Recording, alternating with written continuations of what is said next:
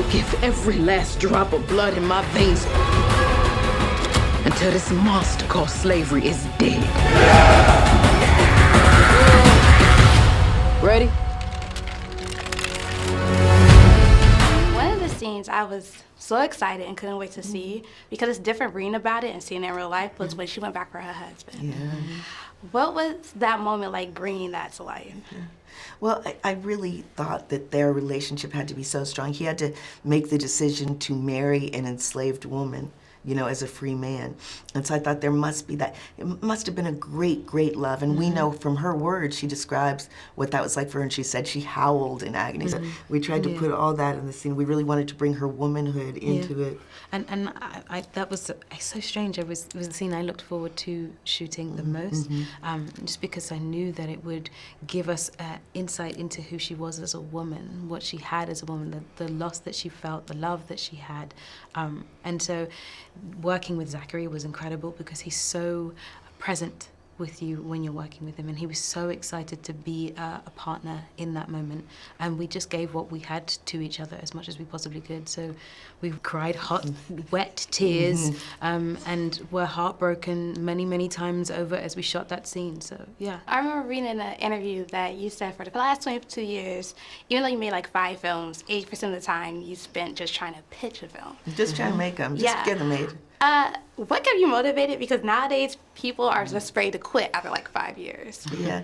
Well, I don't know. Maybe there's a little fierce determination in me, and a little hope. You know, this optimism that I don't know where it comes from. But I do feel that it's what I'm meant to do, and that there's I have something to say, and there's an audience that I'm speaking to, and mostly I just get inspired by stories, and I kind of fall in love.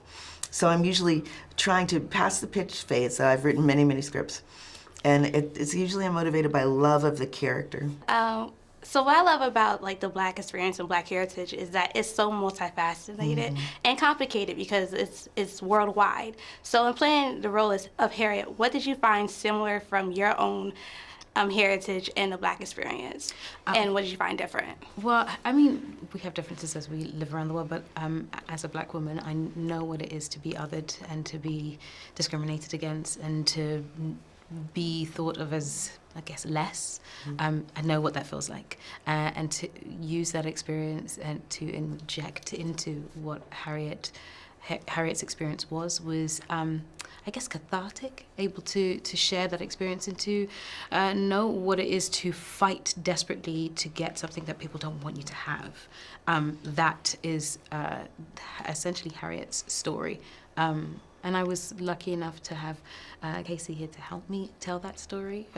And the script that she wrote was incredible, to be able to speak on what it is to have love and to lose love, to speak on what it is to miss your family, to be away from your family as someone who is on the other side of the world right now, and my family are on the other side of the world.